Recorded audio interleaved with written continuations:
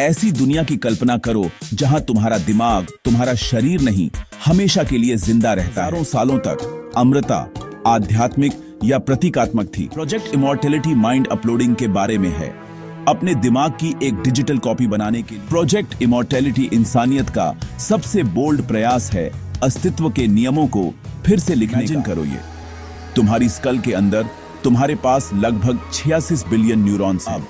Project immortality में आपका स्वागत है।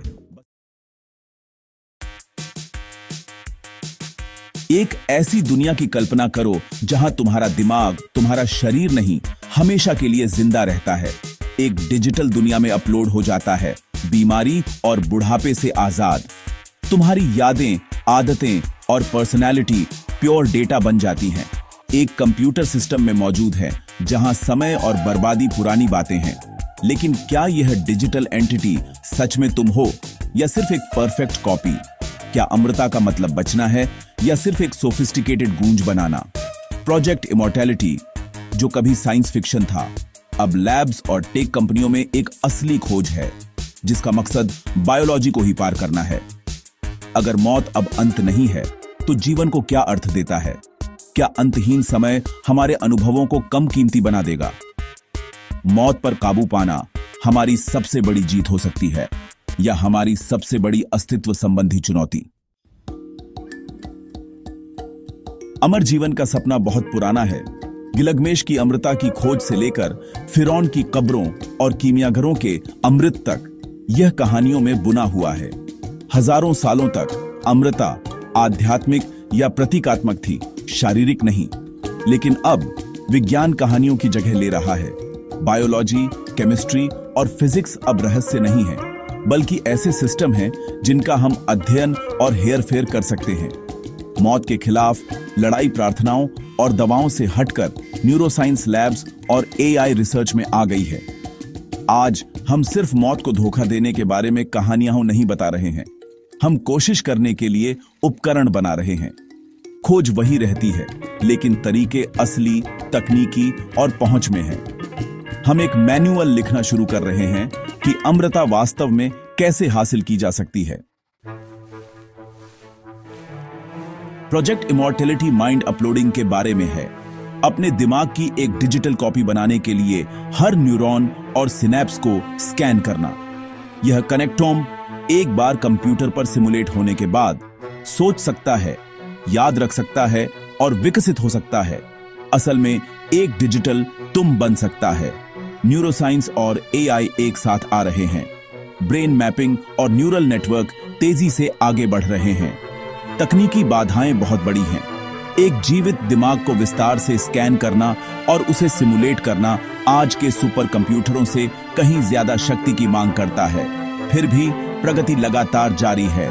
जो अब असंभव है वह जल्द ही सामान्य हो सकता है। प्राचीन कीमिया से डिजिटल चेतना तक का सफर वास्तविक समय में हो रहा है। हर ब्रेक थ्रू हमें एक ऐसी दुनिया के करीब लाता है जहां दिमाग शरीर से ज्यादा जी सकते हैं। अमृता का मिथक फिर से बनाया जा रहा है, एक वैज्ञानिक उन्नति के बाद एक। डिजिटल अमृता के शुरुआती वर्जन पहले से मौजूद हैं। तुम्हारे डिजिटल फुटप्रिंट से बने एआई अवतार मौत के बाद तुम्हारी पर्सनैलिटी की नकल कर सकते हैं। हालांकि यह असली चेतना नहीं है, ये अवतार एक ऐसे भविष्य की ओर इशारा करते हैं जहां डिजिटल और जैविक अस्व मिल जाते हैं। रे कुर्जवील जैसे भविष्यवादी भविष्यवाणी करते हैं कि माइंड अपलोडिंग 2045 तक आ सकती है, जो एक टेक्नोलॉजिकल सिंगुलैरिटी को चिह्नित करेगा। कल्पना करो कि तुम्हारी यादें और पर्सनैलिटी एक क्लाउड सर्वर पर स्टोर हैं, जो बर्बादी से इम्यून है, हमेशा के लिए इंटरैक्ट और ग्रो करने में सक्षम है। साइंस फिक्शन हकीकत बन रहा है। मशीन में भूत अब एक इंजीनियरिंग चुनौती है। संभव और असंभव के बीच की रेखा तेजी से धुंधली हो रही है। प्रोजेक्ट इमॉर्टैलिटी इस क्रांति में सबसे आगे है। डिजिटल अमृता गहरे सवाल उठाती है। तुम्हारा डिजिटल अस्व किसका है? क्या अपलोड किए गए दिमागों के अधिकार हैं? क्या अमृता असमानता को बढ़ाएगी? जो कुछ जीवन को अर्थपूर्ण बनाता है, कला, प्रेम, अर्जेंसी, वह यह जानने से आता है कि हमारा समय सीमित है। अगर मौत गायब हो जाती है तो क्या हम वह खो देते हैं जो जीवन को कीमती बनाता है? क्या अनंतता नीरस हो सकती है? प्रोजेक्ट इमॉर्टैलिटी इंसानियत का सबसे बोल्ड प्रयास है अस्तित्व के नियमों को फिर से लिखने का। विकास से नहीं, बल्कि डिजाइन से। हम अपने विकास के आर्किटेक्ट बनने की कगार पर हैं, मशीनों के भीतर नई वास्तविकताओं के निर्माता। चाहे हम सफल हों या न हों, यह खोज हमें यह सोचने पर मजबूर करती है कि इंसान होने का क्या मतलब है। प्रोजेक्ट इमॉर्टैलिटी इंसानियत का आखिरी अध्याय हो सकता है, जैसा कि हम जानते हैं, और कुछ पूरी तरह से नए का पहला।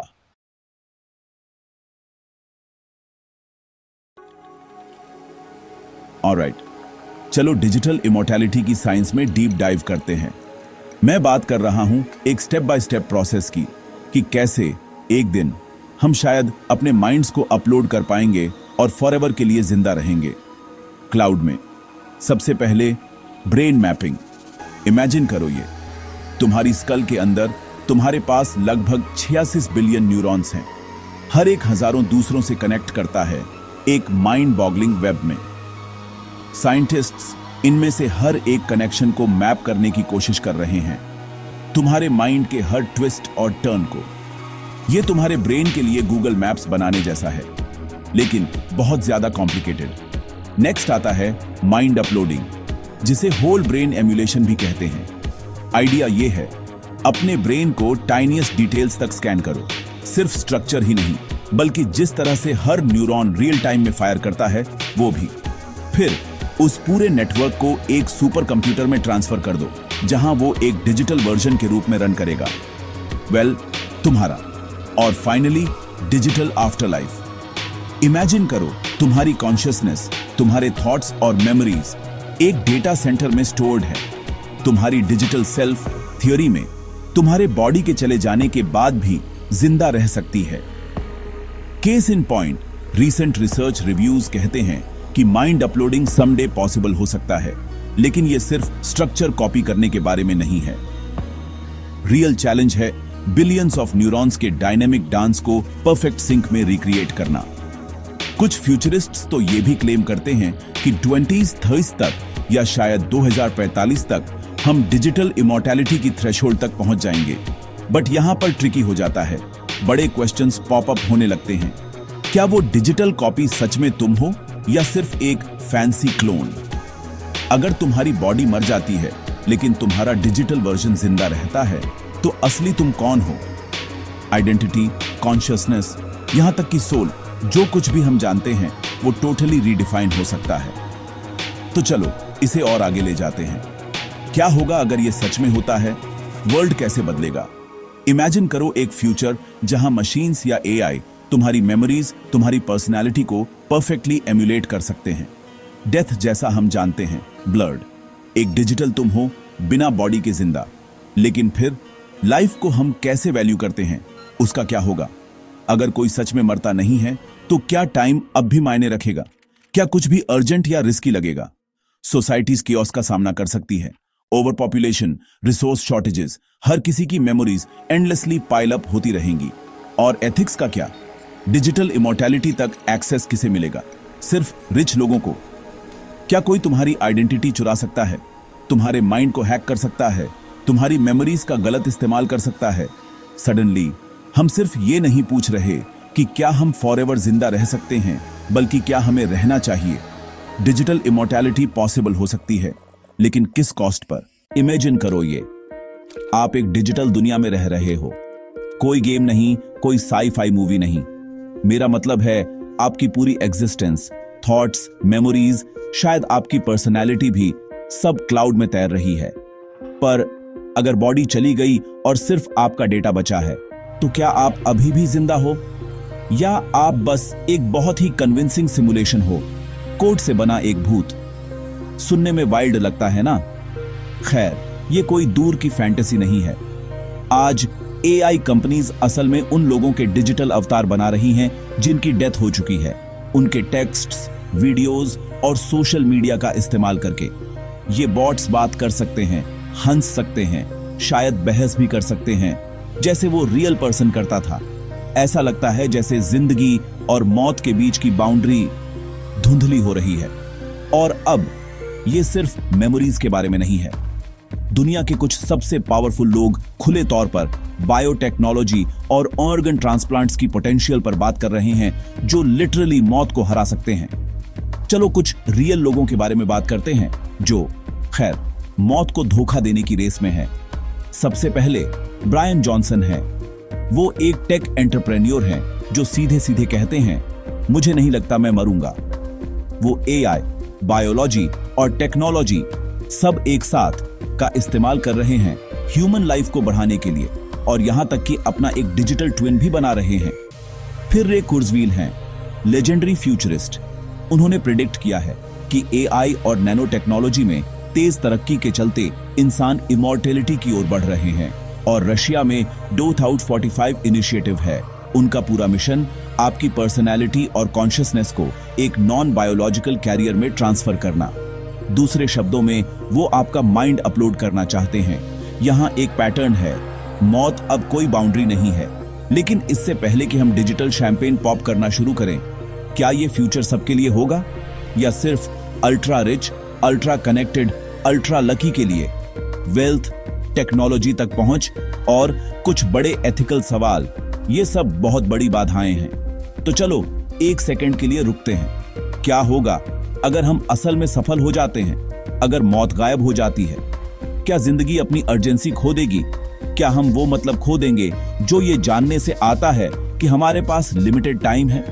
शायद, बस शायद लिमिट ही वो है जो जिंदगी को उसका फ्लेवर देती है।